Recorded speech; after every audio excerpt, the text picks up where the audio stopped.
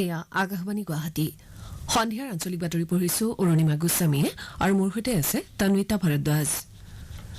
এতিয়া প্ৰধান বাতৰিসমূহ হ'ল বিজ্ঞানীসকলক সকলো ধৰণৰ প্ৰয়োজনীয় সমৰ্থন আগবঢ়াবলৈ ৰাজ্যসমূহলৈ প্ৰধানমন্ত্ৰী নৰেন্দ্ৰ মোদীৰ আহ্বান। দেশৰ ন্যায় ব্যৱস্থাৰ আন্তঃগাঁথনি উন্নয়নৰ বাবে অনুমোদিত ধনৰ ৩০০ কোটি টকা অসমে লাভ কৰিব বুলি মুখ্যমন্ত্ৰী ড হিমন্ত বিশ্ব শৰ্মাৰ প্ৰকাশ। ৰাজ্যৰ ১ লাখ নতুন হিতাধিকাৰীলৈ প্ৰধানমন্ত্ৰী গ্ৰাম্য আৱাস যোজনাৰ প্ৰথম কিস্তিৰ ধন মুকলি।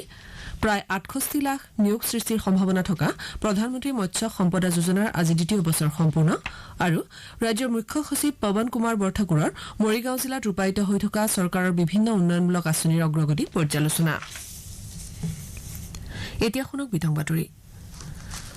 প্ৰধানমন্ত্ৰী নৰেন্দ্ৰ মোদীয়ে বিজ্ঞানীসকলক সকলো ধৰণৰ প্ৰয়োজনীয় সমৰ্থন আগবঢ়াবলৈ ৰাজ্যসমূহৰ প্ৰশাসনক আহ্বান জনাইছে।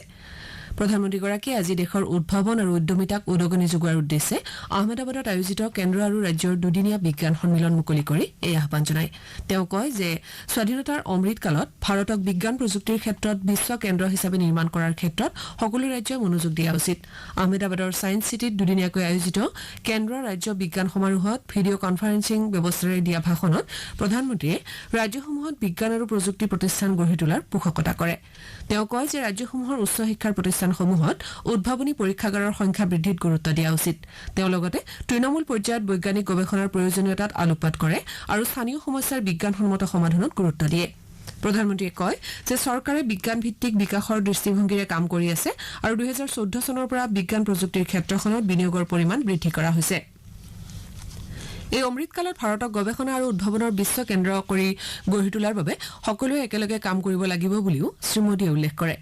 প্ৰধানমন্ত্ৰীয়ে কয় যে জনসাধাৰণে মুখামুখি হৈ অহা সমস্যাসমূহৰ সমাধানৰ ক্ষেত্ৰত স্থানীয় পৰ্যায়ত বিজ্ঞান প্ৰযুক্তিৰ লগত সম্বন্ধযুক্ত গৱেষণাৰ প্ৰয়োজন আছে। দেশৰ বিজ্ঞানীসকলৰ সাফল্য উদযাপনৰ জৰিয়তে বিজ্ঞান বৰ্তমান সমাজ আৰু সংস্কৃতিৰ অংশ হৈ পৰা বুলি শ্ৰীমোদীয়ে প্ৰকাশ কৰে। তেওঁ কয় যে নতুন ভাৰত জয় জোৱান, জয় কিষাণ, জয় বিজ্ঞান আৰু জয় অনুসন্ধান মন্ত্ৰক সাৰোগত কৰি দ্ৰুততাৰে আগবাঢ়ি গৈছে। ন্যায় প্ৰদান প্ৰক্ৰিয়াক শক্তিশালী কৰি তোলাৰ লক্ষ্যৰে ৰাজ্য চৰকাৰে নিম্ন ন্যায়পালিকাত ১০০টা পদ সৃষ্টি কৰিব বুলি মুখ্যমন্ত্ৰী ড হিমন্ত বিশ্ব শৰ্মাই ঘোষণা কৰিছে। আজি গুৱাহাটীৰ প্ৰাগজ্যোতি সাংস্কৃতিক প্ৰকল্পত অসম, নাগালেণ্ড, মিজোৰাম, অৰুণাচল প্ৰদেশ আৰু ছিকিমৰ বাৰ কাউন্সিলৰ হীৰক জয়ন্তী উদযাপন কাৰ্যসূচীত অংশগ্ৰহণ কৰি দিয়া ভাষণত মুখ্যমন্ত্ৰীয়ে এই কথা প্ৰকাশ কৰে। তেওঁ কয় যে কেন্দ্ৰীয় চৰকাৰে সমগ্ৰ দেশৰ ন্যায় ব্যৱস্থাৰ আন্তঃগাঁথনি শক্তিশালীকৰণৰ বাবে ৯,০০০ কোটি টকাত অনুমোদন জনাইছে। অসমে ইয়াৰ পৰা ৩০০ কোটি টকা লাভ কৰিব পাৰিব বুলি উল্লেখ কৰি মুখ্যমন্ত্ৰীয়ে কয় যে ৰাজ্য চৰকাৰে এই ক্ষেত্ৰত আৰু ৩০০ কোটি টকা প্ৰদান কৰিব। তদুপৰি ওকালতিৰ পৰা অৱসৰ গ্ৰহণ কৰাৰ পাছত অধিবক্তাসকলক সামাজিক সুৰক্ষা প্ৰদান কৰাৰ বাবে ৰাজ্য চৰকাৰে আঁচনি গ্ৰহণৰ চিন্তা চৰ্চা কৰিব বুলি মুখ্যমন্ত্ৰীয়ে জানিবলৈ দিয়ে। তেওঁ কয় যে অধিবক্তাৰ অৰিয়েণ্টেশ্যন কাৰ্যসূচী তথা সকলো নথি ডিজিটাইজ কৰিবলৈ গ্ৰহণ কৰা পদক্ষেপৰ বাবে বাৰ কাউন্সিল প্ৰশংসাৰ যোগ্য। মুখ্যমন্ত্ৰীয়ে লগতে কয় যে ন্যায়পালিকাই গণতন্ত্ৰক শক্তিশালী ভেটি প্ৰদান কৰিছে। কেন্দ্ৰ আৰু ৰাজ্যৰ মাজত, ৰাজ্য আৰু নাগৰিকৰ মাজত তথা ৰাজ্যসমূহৰ মাজত উদ্ভৱ হোৱা বিবাদ মীমাংসাৰ ক্ষেত্ৰত মানৱ অধিকাৰৰ প্ৰকৃত অভিভাৱক, সংবিধানৰ ৰক্ষক আৰু গণতান্ত্ৰিক নীতিৰ প্ৰচাৰক হিচাপে ন্যায়পালিকাই দায়িত্ব পালন কৰি আহিছে বুলি তেওঁ কয়। মুখ্যমন্ত্ৰীয়ে নতুন প্ৰজন্মৰ অধিবক্তাসকলক আইন ব্যৱস্থাক অধিক জনমুখী কৰাৰ বাবে নতুন চিন্তাৰে পদক্ষেপ ল'বলৈ আহ্বান জনায়। আজিৰ অনুষ্ঠানত অংশ লৈ কেন্দ্ৰীয় আইন আৰু ন্যায় মন্ত্ৰী কিৰেণ ৰিজিজুৱে বাৰ কাউন্সিলৰ হীৰক জয়ন্তী উপলক্ষে আইনী প্ৰক্ৰিয়াৰ সৈতে জড়িত সকলোকে অভিনন্দন আৰু শুভেচ্ছা জ্ঞাপন কৰে। এই অনুষ্ঠানত উচ্চতম ন্যায়ালয়ৰ বিচাৰপতি ন্যায়াধীশ শ্ৰী সূৰ্যকান্ত, ঋষিকেশ ৰয়, গুৱাহাটী উচ্চ ন্যায়ালয়ৰ মুখ্য ন্যায়াধীশ RM ছায়াও উপস্থিত থাকে। ইপিনে মুখ্যমন্ত্ৰীগৰাকীয়ে আজি উত্তৰ পূৰ্বাঞ্চলৰ আটাইতকৈ পুৰণি উচ্চ ন্যায়ালয় গুৱাহাটী উচ্চ ন্যায়ালয়ৰ সংগ্ৰহালয়ৰ উদ্বোধনী অনুষ্ঠানত অংশগ্ৰহণ কৰে। এই অনুষ্ঠানতো কেন্দ্ৰীয় মন্ত্ৰী ৰিজিজু উপস্থিত থাকে। অসম চৰকাৰে আজি প্ৰত্যক্ষ লাভ হস্তান্তৰ ব্যৱস্থাৰ জৰিয়তে ৰাজ্যৰ ১ লাখ নতুন হিতাধিকাৰীক প্ৰধানমন্ত্ৰী গ্ৰামীণ আৱাস যোজনাৰ প্ৰথম কিস্তিৰ ধন মোকলাই দিছে। এই উপলক্ষে সাংবাদিকৰ সৈতে হোৱা কথা বতৰাত ৰাজ্যখনৰ পঞ্চায়ত আৰু গ্ৰামোন্নয়ন মন্ত্ৰী ৰঞ্জিত কুমাৰ দাসে কয় যে ১৭ ছেপ্টেম্বৰত প্ৰধানমন্ত্ৰী গ্ৰামীণ আৱাস যোজনাৰ অধীনৰ ১ লাখ নতুন বাসগৃহ নিৰ্মাণ কাৰ্য আৰম্ভ হ'ব। ৰাইজৰ প্ৰতিনিধি আৰু পঞ্চায়ত বিষয়াসকলে তেওঁলোকৰ সংশ্লিষ্ট জিলাসমূহত এই কামৰ তদাৰক কৰিব। মন্ত্ৰী শ্ৰী দাসে কয় যে প্ৰধানমন্ত্ৰী গ্ৰামীণ আৱাস যোজনা সফলভাৱে কাৰ্যকৰী কৰিবলৈ পঞ্চায়ত আৰু গ্ৰামোন্নয়ন বিভাগে অহৰ্নিশে কাম কৰি আছে। এই যোজনাৰ অধীনত কেন্দ্ৰৰ পৰা ৰাজ্যখনে আবণ্টন পোৱা ১৬ লাখ গৃহৰ ভিতৰত ১৩ লাখ গৃহৰ বাবে পুঁজি ইতিমধ্যে মঞ্জুৰ হৈছে। এই ১৩ লাখ গৃহৰ ভিতৰত ৰাজ্যখনত এতিয়ালৈ প্ৰায় ৬,৫০,০০০টা গৃহ নিৰ্মাণ হৈছে আৰু ইয়াৰ ভিতৰত ২.৫ লাখ গৃহৰ নিৰ্মাণ কাৰ্য যোৱা ১৫ মাহৰ ভিতৰত সম্পূৰ্ণ কৰি তোলা হৈছে। মন্ত্ৰীগৰাকীয়ে কয় যে যোৱা মে মাহত একেলগে 5 লাখ হিতাধিকাৰীক গৃহ আবণ্টন পত্ৰৰ লগতে প্ৰথম কিস্তিৰ ধন প্ৰদান কৰা হৈছিল। মন্ত্ৰীগৰাকীয়ে কয় যে 17 ছেপ্টেম্বৰত ইন্দিৰা মিৰি সাৰ্বজনীন বিধৱা পেঞ্চন আঁচনিৰ অধীনত 2019 চনৰ পাছত স্বামীক হেৰুওৱা 18 পৰা 45 বছৰ বয়সৰ প্ৰায় 12,000 হিতাধিকাৰীক 25,000 টকাকৈ প্ৰদান কৰা হ'ব। একেদিনাই অমৃত সৰোবৰৰ অভিযানৰ অধীনত ৰাজ্যখনৰ 1000টা পুখুৰী খন্দাৰ কামো আৰম্ভ হ'ব বুলি মন্ত্ৰীগৰাকীয়ে জানিবলৈ দিয়ে। তেওঁ কয় যে ৰাজ্যখনত সৰ্বমুঠ 3007টা অমৃত সৰোবৰ গঢ়ি তোলা হ'ব। সেইদিনা গুৱাহাটীৰ শ্ৰীমন্ত শংকৰদেৱ আন্তৰ্জাতিক প্ৰেক্ষাগৃহত আয়োজিত অনুষ্ঠানত আটাইকেইটা কাৰ্যসূচী আনুষ্ঠানিকভাৱে শুভাৰম্ভ কৰা হ'ব বুলিও মন্ত্ৰী শ্ৰী দাসে জানিবলৈ দিয়ে। উচ্চতম ন্যায়ালয়ে অহা 12 ছেপ্টেম্বৰৰ পৰা নাগৰিকত্ব সংশোধনী আইন 2019 সন্দৰ্ভত শুনানি প্ৰক্ৰিয়া আৰম্ভ কৰিব। সৰ্বোচ্চ ন্যায়ালয়ৰ মুখ্য ন্যায়াধীশ উদয় উমেশ ললিত আৰু ন্যায়াধীশ এছ ৰবীন্দ্ৰ ভাট্টৰ দ্বাৰা গঠিত দুজনীয়া বিচাৰপীঠে এই শুনানি গ্ৰহণ কৰিব। উল্লেখযোগ্য যে 2020 চনৰ জানুৱাৰীত দেশজুৰি নাগৰিকত্ব সংশোধনী আইনৰ বিৰুদ্ধে উচ্চতম ন্যায়ালয়ত 140খন আবেদন গ্ৰহণ কৰা হৈছিল। ৰাজ্য চৰকাৰৰ তৃতীয় আৰু চতুৰ্থ বৰ্গৰ পৰীক্ষাত দুৰ্নীতি হোৱা বুলি ভিক্টৰ দাস নামৰ যুৱক এজনে টুইটাৰত উত্থাপন কৰা অভিযোগৰ সত্যতা ভিত্তিহীন বুলি প্ৰমাণিত হোৱাৰ পাছত আৰক্ষীয়ে আজি যুৱকজনক গ্ৰেপ্তাৰ কৰে। তেওঁক সোধা পোছাৰ পাছত অভিযোগসমূহৰ সত্যাসত্য সন্দৰ্ভত কোনো ধৰণৰ যুক্তিসংগত তথ্য প্ৰমাণ দাখিল কৰিব নোৱাৰা হেতুকে আৰক্ষীয়ে যুৱকজনক গ্ৰেপ্তাৰ কৰি আদালতত হাজিৰ কৰোৱায়। মহানগৰ আৰক্ষী সূত্ৰই প্ৰকাশ কৰা মতে শ্ৰী দাসৰ পৰা তেওঁৰ অভিযোগ সন্দৰ্ভত সত্যাসত্য নিৰূপণৰ বাবে তথ্য বিচৰা হৈছিল যদিও তেওঁ কোনো ধৰণৰ তথ্য দাঙি ধৰিবলৈ ব্যৰ্থ হয়। শ্ৰোতাসকলে সন্ধিয়াৰ আঞ্চলিক বাতৰি শুনিছে আকাশবাণী গুৱাহাটী কেন্দ্ৰৰ পৰা। আপোনালোকে এই বাতৰি আমাৰ YouTube channel air news Guwahati আৰু নিউজ অন এয়াৰ এপ যোগেও শুনিব পাৰিব। পৰৱৰ্তী বাতৰি শুনক তান্বিতা ভৰদ্বাজৰ পৰা। প্ৰধানমন্ত্ৰী মৎস্য সম্পদা যোজনাই আজি দ্বিতীয় বছৰ সম্পূৰ্ণ কৰিছে। এই যোজনাৰ অধীনত 2024-2025 বৰ্ষৰ শেষলৈ 68 লাখ নিয়োগ সৃষ্টি হ'ব বুলি আশা কৰা হৈছে। উল্লেখযোগ্য যে মীন পালন খণ্ডত 2019-2020 বৰ্ষৰ তুলনাত চলিত বিত্তীয় বৰ্ষত 14.3% আয় বৃদ্ধি হৈছে। চলিত বিত্তীয় বৰ্ষত মাছৰ উৎপাদন সৰ্বকালৰ সৰ্বাধিক 161,87,000 টন হৈছেগৈ। আনহাতে মাছৰ ৰপ্তানিৰ মূল্য 13.64% সৰ্বাধিক বৃদ্ধিৰে 57,587 কোটি টকা হৈছে। আজি নতুন দিল্লীত কেন্দ্ৰীয় মীন পশুপালন আৰু দুগ্ধ মন্ত্ৰালয়ৰ অধীনৰ মীন বিভাগে মৎস্য সম্পদা যোজনাৰ দ্বিতীয় বৰ্ষপূৰ্তি উপলক্ষে আয়োজিত অনুষ্ঠানত এই তথ্য প্ৰকাশ কৰে।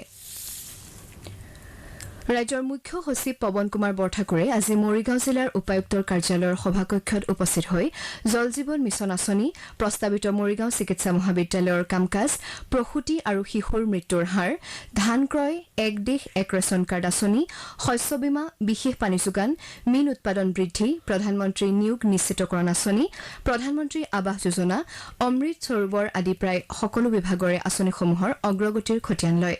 আঁচনিসমূহৰ অগ্ৰগতিৰ মূল্যায়ন কৰি তেওঁ সকলো বিভাগৰ সংশ্লিষ্ট বিষয়াসকলক সকলো ধৰণৰ আঁসোৱাহ দূৰ কৰিবলৈ নিৰ্দেশ দিয়ে। এই সভাত জিলাখনৰ উপায়ুক্ত দেৱাশিষ শৰ্মা, আৰক্ষী অধীক্ষক অৰ্পণা নটৰাজনকে ধৰি জিলা পৰিষদৰ মুখ্য কাৰ্যবাহী বিষয়া, অতিৰিক্ত উপায়ুক্ত, জিলা নিৰ্বাচনী বিষয়া, সহকাৰী আয়ুক্ত তথা খণ্ড উন্নয়ন বিষয়াসকল উপস্থিত থাকে। যোৱা বৃহস্পতিবাৰে দেহাৱসান ঘটা ব্ৰিটেইনৰ ৰাণী এলিজাবেথ দ্বিতীয়ৰ প্ৰতি শ্ৰদ্ধাঞ্জলি জ্ঞাপনৰ অৰ্থে কাইলৈ ভাৰতত এদিনীয়া ৰাষ্ট্ৰীয় শোক দিৱস পালন কৰা হ'ব। কাইলৈ দিনটোৰ বাবে ৰাষ্ট্ৰীয় পতাকা অৰ্ধনমিত কৰি ৰখা হ'ব।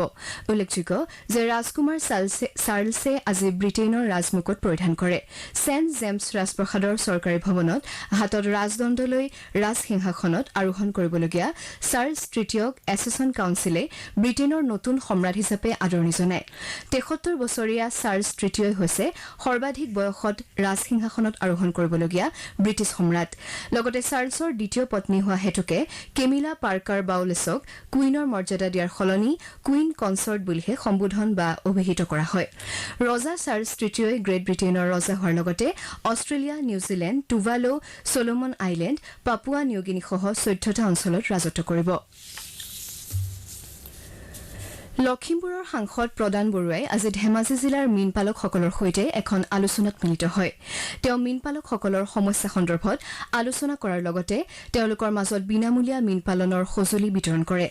জিলাখনৰ মীনপালকসকলৰ মাজত শীতলীকৃত মৎস্য পৰিবহণ, বৰফযুক্ত অটোৰিক্সা, মটৰচাইকেল, পানী পৰীক্ষা কৰা সঁজুলি আৰু মাছ ধৰা জাল বিতৰণ কৰা হয়। উল্লেখযোগ্য যে সাংসদগৰাকী ইয়াৰ পূৰ্বে ধেমাজি জিলাৰ উপায়ুক্তৰ লগত জিলাখনৰ মাজেৰে যোৱা 515 নম্বৰ ৰাষ্ট্ৰীয় ঘাইপথৰ পুনৰ নিৰ্মাণৰ কামো পৰ্যবেক্ষণ কৰে। দৰং জিলাৰ নিজ খাৰুপেটীয়াত আজি প্ৰধানমন্ত্ৰী জনকল্যাণ আঁচনিৰ অধীনত আদৰ্শ মহিলা বিদ্যালয়ৰ আধাৰশিলা স্থাপন কৰা হয়। পৰিৱেশ আৰু বন তথা সংখ্যালঘু উন্নয়ন বিভাগৰ মন্ত্ৰী চন্দ্ৰমোহন পাটোৱাৰীয়ে 23 কোটিৰো অধিক টকা ব্যয়েৰে নিৰ্মাণ কৰিবলগীয়া এই মহাবিদ্যালয়ৰ আধাৰশিলা স্থাপন কৰে। এই অনুষ্ঠানত ৰাজহ মন্ত্ৰী যোগেন মোহন, সাংসদ দিলীপ শইকীয়া আদিকে ধৰি কেইবাজনো বিশিষ্ট ব্যক্তি উপস্থিত আছিল। কাৰ্বি আংলং জিলাত আৰক্ষী অভিযান চলাই আজি পুৱা বহু পৰিমাণৰ নিচাযুক্ত সামগ্ৰী জব্দ কৰে। আৰক্ষী সূত্ৰই জানিবলৈ দিয়া মতে জিলাখনৰ লাহৰীজানত এখন ট্ৰাকৰ গোপন কক্ষত তালাচী চলাই 860 কিলোগ্ৰাম গাঞ্জা আৰু 40 গ্ৰাম হিৰোইন জব্দ কৰিবলৈ সক্ষম হয়। ধুবুৰীৰ ভাৰত বাংলাদেশ সীমান্তৰ ঘিউমাৰী সীমান্ত উপচকীত 19 BN সীমান্ত সুৰক্ষা বাহিনীৰ উদ্যোগত আজি এখন অস্ত্ৰ প্ৰদৰ্শনী অনুষ্ঠিত হয়। উঠি অহা যুৱক যুৱতীক সীমান্ত সুৰক্ষা বাহিনীত যোগদান কৰি ৰাষ্ট্ৰ সেৱাৰ বাবে আগ্ৰহী কৰি তোলাৰ উদ্দেশ্যে সীমান্ত সুৰক্ষা বাহিনীয়ে এই কাৰ্যসূচী হাতত লৈছে বুলি আমাৰ সাংবাদিকক জানিবলৈ দিয়ে।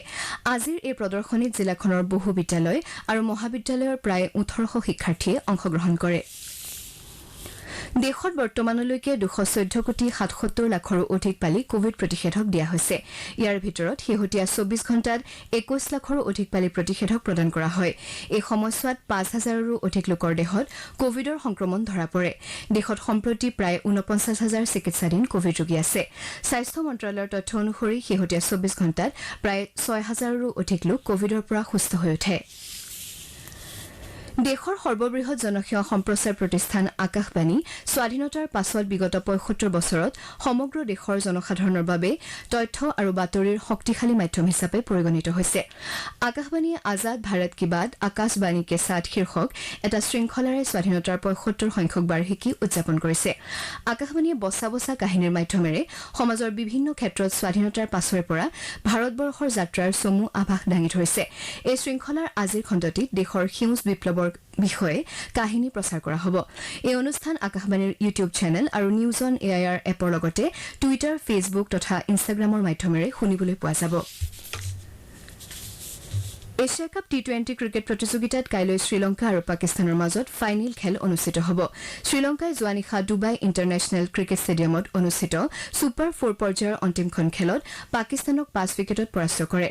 শ্ৰীলংকাই 122 ৰানৰ লক্ষ্যৰে খেল আৰম্ভ কৰি 17 অভাৰত 5টা উইকেট হেৰুৱাই বিজয় লক্ষ্য অতিক্ৰম কৰে। শ্ৰীলংকাৰ হৈ পাথুম নিচাংকই 48টা বলত 55 ৰান কৰি আউট নোহোৱাকৈ থাকে। 36তম ৰাষ্ট্ৰীয় ক্ৰীড়া সমাৰোহত অংশগ্ৰহণ কৰিবলগীয়া অসমৰ দলটোৰ ডেপুটি চিফ দ্য মিছন হিচাপে 10জন ব্যক্তিক নিযুক্তি প্ৰদান কৰা হৈছে। অসম অলিম্পিক সন্থাৰ সভাপতি কেন্দ্ৰীয় মন্ত্ৰী সৰ্বানন্দ সোণোৱালৰ নিৰ্দেশ মৰ্মে এই ব্যক্তিসকলক নিয়োগ কৰা হৈছে। চিফ দ্য মিছন ৰাজ কাকতিৰ নেতৃত্বত অসমৰ দলটো অহা 26 ছেপ্টেম্বৰৰ পৰা পৰ্যায়ক্ৰমে গুজৰাট অভিমুখে ৰাওনা হ'ব। এই প্ৰতিযোগিতাত খেলুৱৈ, প্ৰশিক্ষক, পৰিচালক আদিকে ধৰি 300জন ব্যক্তিয়ে অসম দলৰ হৈ অংশগ্ৰহণ কৰিব।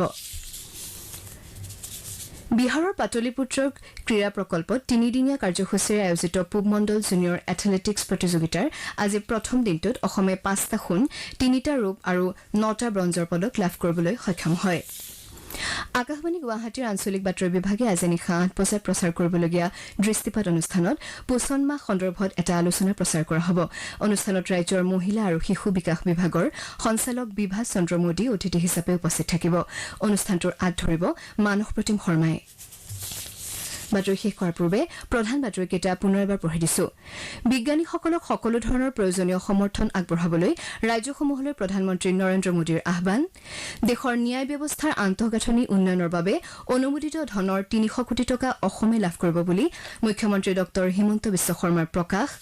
ৰাজ্যৰ 1 লাখ নতুন হিতাধিকাৰীলৈ প্ৰধানমন্ত্ৰী গ্ৰাম্য আৱাস যোজনাৰ প্ৰথম কিস্তিৰ ধন মুকলি। প্ৰায় 68 লাখ নিয়োগ সৃষ্টিৰ সম্ভাৱনা থকা প্ৰধানমন্ত্ৰী মৎস্য সম্পদা যোজনাৰ আজি 2য় বছৰ সম্পূৰ্ণ। আৰু ৰাজ্যৰ মুখ্য সচিব পৱন কুমাৰ বৰঠাকুৰৰ মৰিগাঁও জিলাত ৰূপায়িত হৈ থকা চৰকাৰৰ বিভিন্ন উন্নয়নমূলক আঁচনিৰ অগ্ৰগতিৰ পৰ্যালোচনা। আমাৰ এতিয়া বাতৰি ইমানতে শেষ হ'ল।